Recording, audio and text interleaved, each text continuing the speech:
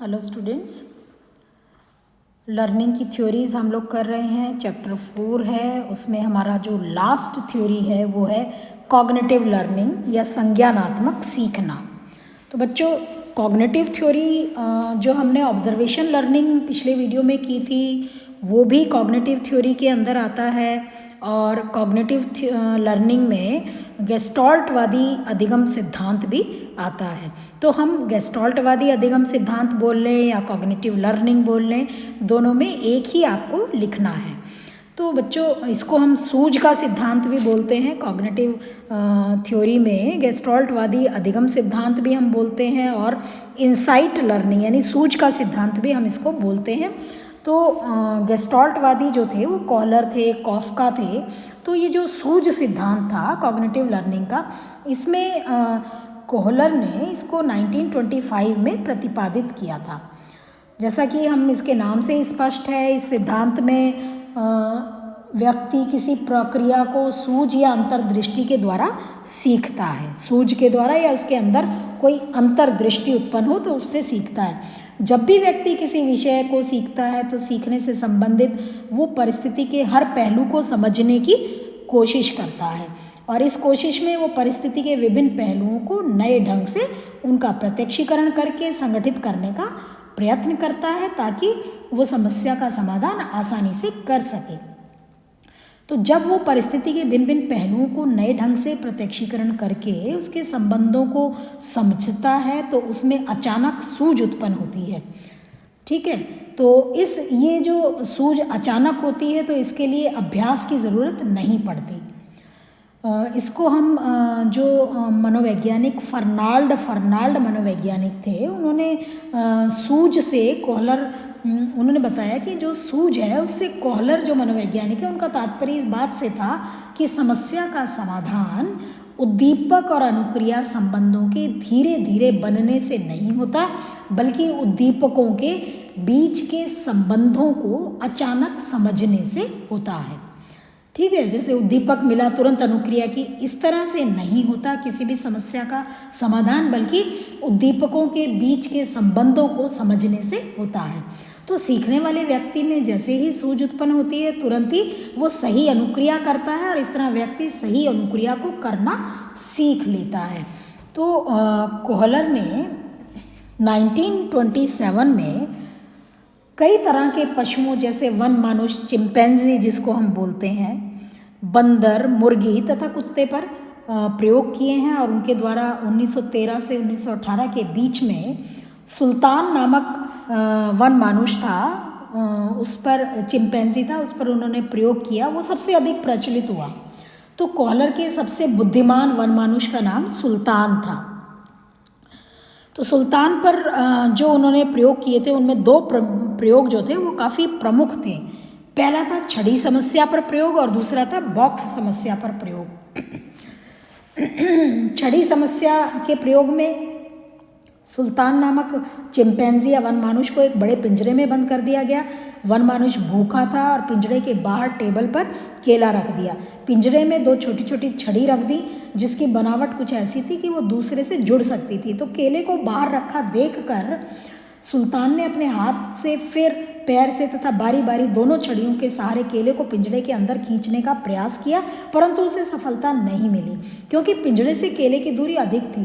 तो निराश होकर उसने पिंजरे में ऊपर से नीचे देखना प्रारंभ किया और अंत में उन दोनों छड़ियों के सहारे खेलना प्रारंभ किया और इस खेल में दोनों छड़ी अचानक से जुड़ गई।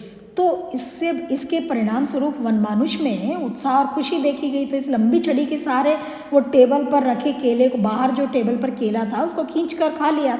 फिर बाद में जब इस प्रयोग को दोहराया तो सुल्तान ने तुरंत ही दोनों छड़ियों को जोड़कर टेबल पर रखे केले को खींचकर खा लिया। तो इसी तरह से जो बॉक्स समस्या पर प्रयोग था, तो बॉक्स समस्या का प्रयोग भी सुल्तान पर ही किया। सुल्तान को एक बड़े कमरे में बंद किया जिसकी छत से केला लटक रहा था और इस कमरे के एक कोने में 3 बॉक्स रख दिए।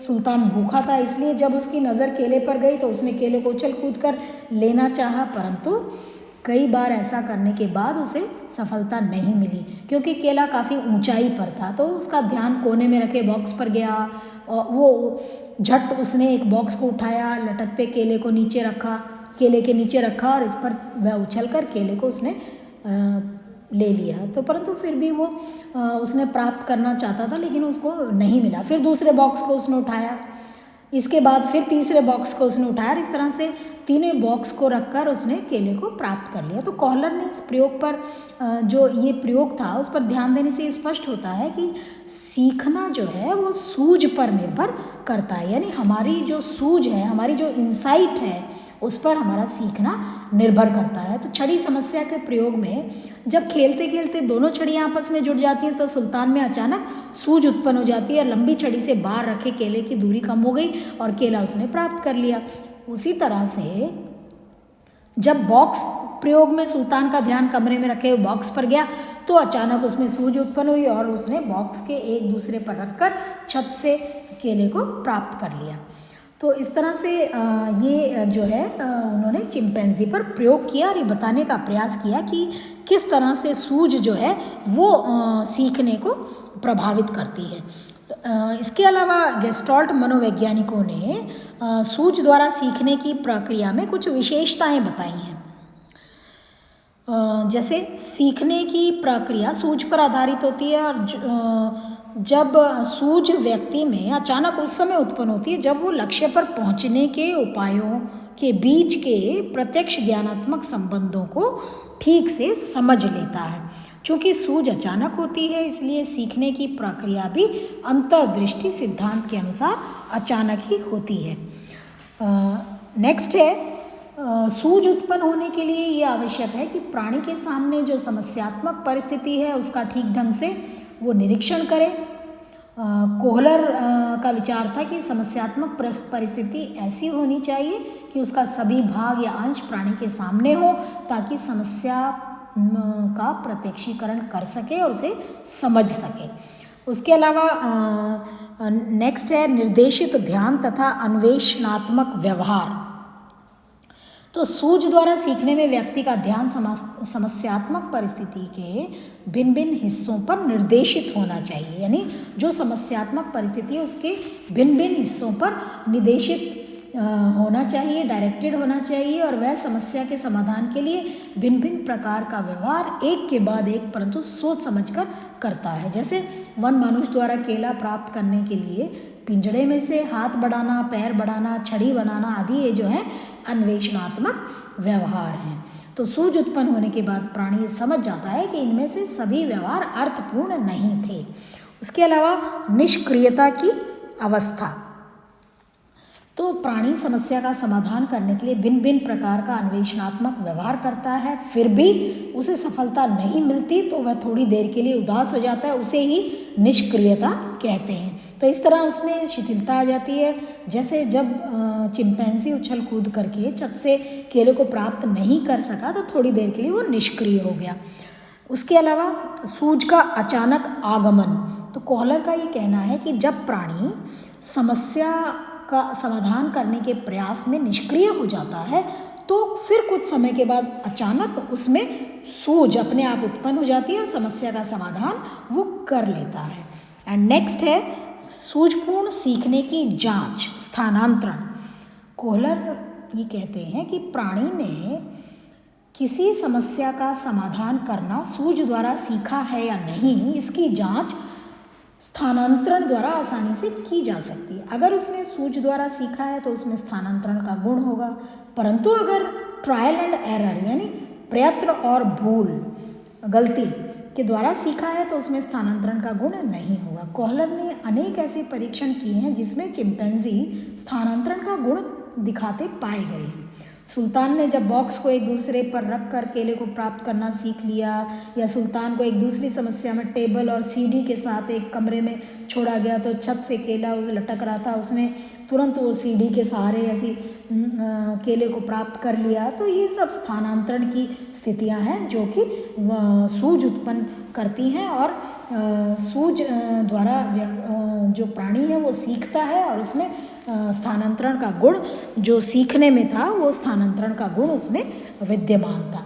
तो इस तरह से ये सीखने का जो सिद्धांत है, सीखने की प्रक्रिया है वो सूझ द्वारा उत्पन्न होती है और वो अचानक होती है क्योंकि प्राणी में सूझ अचानक ही विकसित होती है।